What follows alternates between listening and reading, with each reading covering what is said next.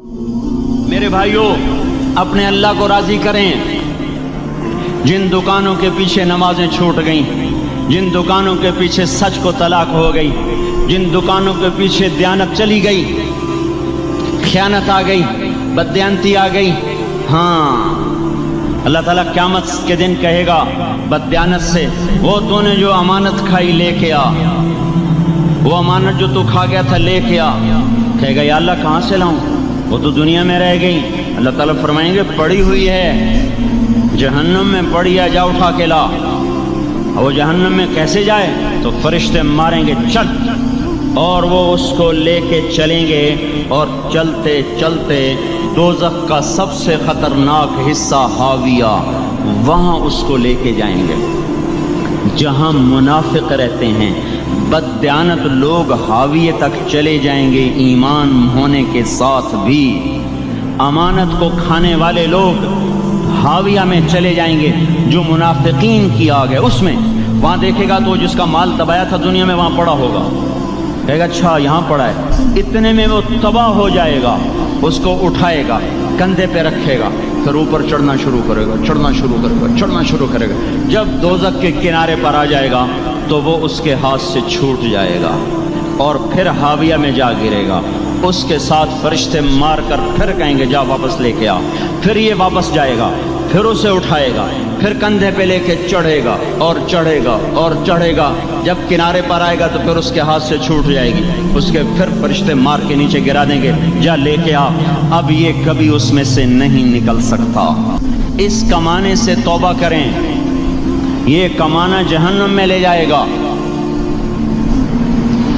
اور ادھر دوسری سنو، سَيَعْلَمُونَ الْيَوْمَ مَنْ أَصْحَابُ الْكِرَامِ، ایک فرشتہ اعلان کرے گا آج پتہ چلے گا عزت والے کون ہیں، آج پتہ چلے گا عزت والے کون ہیں۔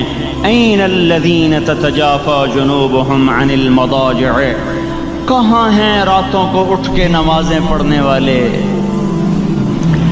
ارے میرے بھائیو، یہ نماز کی غفلت بہت بڑی ہلاکت ہے۔ میں کیسے سمجھاؤں؟ میں تو جب بھی جمعہ پڑھاتا ہوں میں یہ مضمون ضرور بیان کروں۔ مجھے جب یہ مجمع نظر آتا ہے تو میرا دل ٹکڑے ٹکڑے ہو جاتا ہے کہ یہ 8ویں دن آتے ہیں اور باقی دن کہاں ہوتے ہیں؟ یہ کیوں نہیں سمجھتے؟ ان کی آنکھ کیا ہو گیا؟ ان کے کانوں میں ڈاٹ لگ گیا، یا دل کے اوپر کوئی پردہ آ گیا، یا میں کوئی عربی میں بات کرتا ہوں جو سمجھ میں نہیں آتی، یا میں کوئی ان سے چندے کا مطالبہ کر رہا ہوں، یا کوئی اپنی ذات کے لیے سوال کر رہا ہوں، یا اپنی شخصیت کی دعوت دے رہا ہوں۔ آج نماز عزت دلائے گی، سب سے پہلا اعلان ہوگا، کہاں آج پتہ چلے گا عزت والے کون ہیں، کہاں ہیں راتوں کو اٹھ کے نماز پڑھنے والے اور اللہ کے نام پہ خرچ کرنے والے۔ صرف نماز نہیں، زکوٰۃ بھی دینی پڑے گی۔ پیسہ ہے زکوٰۃ نہیں دے رہے، پیسہ ہے اللہ پہ کے نام پہ خرچ نہیں کر رہے۔ بھائیو، اللہ کے نام پہ خرچ کرنا سیکھیں، اللہ کے واسطے اپنے آپ کو سادگی پہ لائیں اور اللہ کے نام پہ لٹانا سیکھیں۔ اللہ آپ کی نسلوں کو واپس کرے گا، صرف آپ کو نہیں، آپ کی نسلوں کو واپس کرے گا۔ آپ اللہ کو قرضہ دے رہے ہیں، کسی ایسے ایرے غیر کو قرضہ نہیں دے رہے۔ یہاں مسجدیں والے چندے مانگ رہے، بھائی مسجد کو چندہ دو، مدرسوں والے چندے مانگ رہے، مدرسوں کو چندے دو۔ یہ تو مسلمان کی غیرت کے خلاف ہے کہ اللہ کے گھر میں مسجد کے لیے چندہ مانگا جائے، اور کہیں صندوقچیاں پھرا رہے، کہیں وہ جھولیاں۔ ایسی مجھے شرم آتی ہے۔ یہ کرنے والوں پر بھی میں کیا کہوں، ان کی عقلوں پہ بھی پردہ ہے کہ اللہ کے گھر میں مخلوق کے سامنے جھولی پھیلاتے ہیں، اور پھر ان مسلمانوں کی آنکھوں پر بھی پردہ ہے کہ ان کو غیرت نہیں آتی کہ مسجد کے لیے جھولی پھیلائی جا رہی ہو، اور یہ گھروں میں اچھا خاصا کھاتے پیتے ہوں اور مسجد کے لیے جھولی پھیلائی جائے اور مسجد کے لیے صندوق رکھے جائیں، اور ہر نماز کے بعد مدرسے کے لیے لوگ چندہ مانگ رہے ہوں۔ یہ ایمانی اور غیرت کے خلاف، مسلمان کی سخاوت کے خلاف ہے کہ اس طرح مسجد کے لیے جھولیاں پھریں اور مسجد کے لیے صندوق پھریں۔ ہم تو اللہ کے نام پہ بے دھڑک لگائیں، اقیم الصلاۃ وآتوا الزکاۃ، اقیم الصلاۃ وآتوا الزکاۃ 67 دفعہ یہ حکم چلا ہے، اور ہر دفعہ زکوٰۃ کے ساتھ نماز نماز زکوٰۃ زکوٰۃ نماز نماز زکوٰۃ زکوٰۃ نماز۔ نماز پڑھنے والے زیادہ ہیں نسبتاً زکوٰۃ دینے والوں سے، زکوٰۃ دینے والے تھوڑے ہیں، پیسہ جاتے ہوئے جان جاتی۔ ہمیں نہ دو، اپنے غریب رشتہ داروں کو تلاش کر کے دیں، اپنے غریب رشتہ داروں کو، اپنے غریب پڑوسیوں کو۔ آج جو صحیح دیانت دار تنخواہ دار ہے وہ بھی مستحق زکوٰۃ ہے اگر وہ دیانت دار ہے تو۔ اگر رشوت نہیں لیتا تو آج کا ایس پی بھی مستحق زکوٰۃ ہے۔ میرا ایک دوست ایس پی کہنے لگا میں زکوٰۃ کا مستحق ہوں، حالانکہ میں ملتان کا ایس پی ہوں، کہ 15 دن میرے گھر میں کبھی سالن پکتا ہے کبھی نہیں پکتا۔ اپنے اوپر صرف خرچ کرنا۔ بچے کو کھلونے کی خواہش تھی، 1000 روپے کے کھلونے لے کے دے دیے، کیا ظلم ہے یہ؟ 1000 روپے کے کھلونے بچے کو لے کے دے دیے، کیا اللہ نہیں پوچھے گا کہ اس 1000 سے کسی غریب کے گھر کا دیا جل سکتا تھا، اور کسی کے غریب کا ایک ہفتہ گزر سکتا تھا، تیرے کسی مسکین رشتہ دار کے گھر میں بھی کچھ سالن پک سکتا تھا۔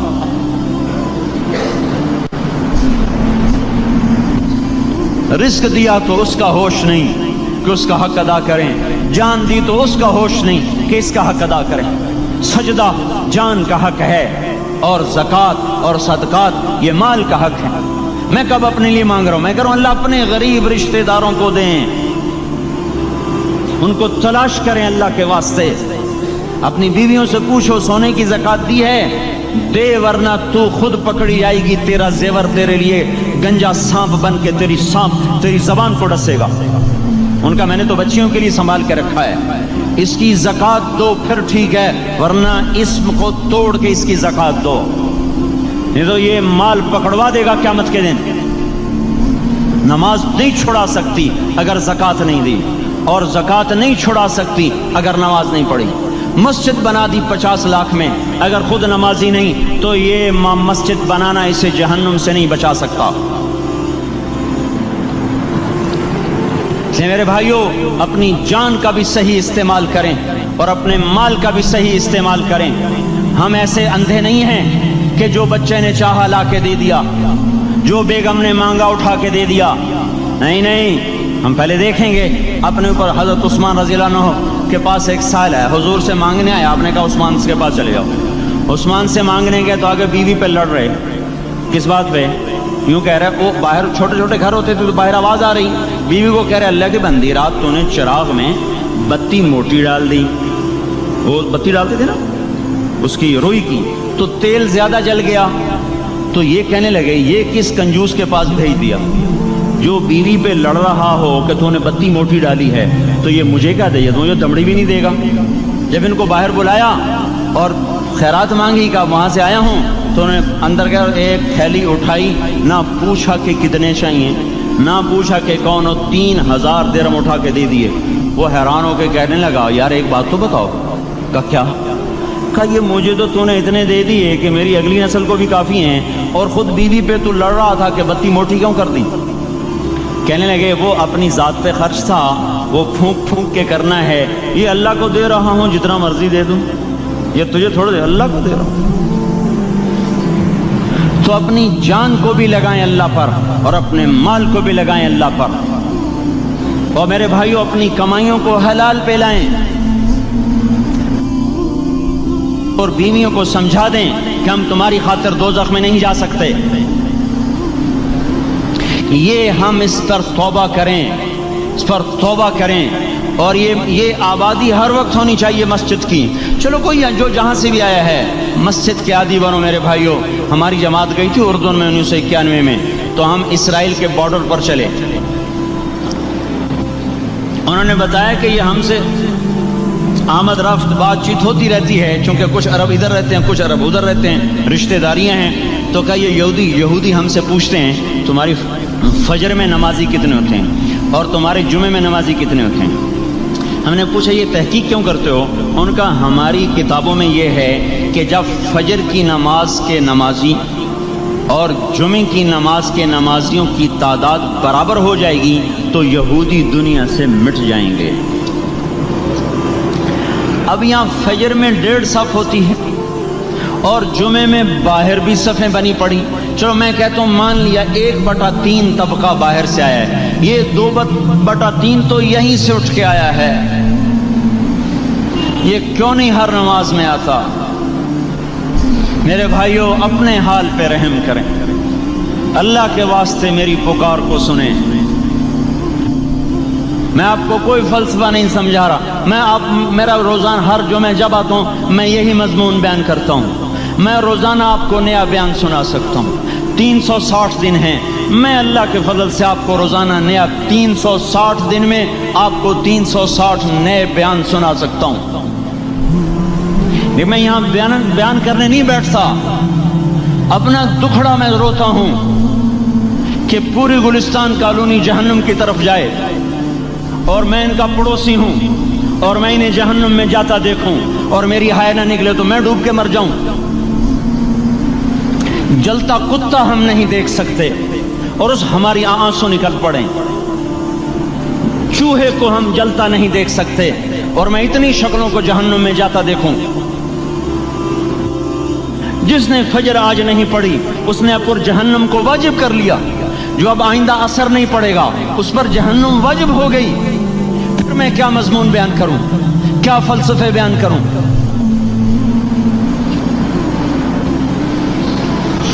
اس لیے میرے بھائیوں اپنی ذات پہ رحم کریں، اپنے بچوں پہ رحم کریں، اپنے گھر والوں پہ رحم کریں، مسجد کی دوڑ لگائیں، اپنے مال کو اللہ کے نام پہ خرچ فرمائیں تاکہ یہاں بھی جہان بنے اور وہ بھی جہان بنے۔ کیا زندگی ہے، چلتے چلتے سانس نکل جاتا ہے پھر یوں مٹ جاتے ہیں جیسے دنیا میں کبھی آئے نہ تھے۔ پوتے پوچھتے ہیں ابا دادا کی قبر کہاں ہے؟ ابا کہتے ہیں بیٹا یہیں کہیں مل گئی، پتہ نہیں کہاں ہے۔ آج تو اگلی نسل دادے کی قبر نہیں دیکھ سکتی، ہم اس دنیا کی خاطر اللہ کے باغی ہو جائیں۔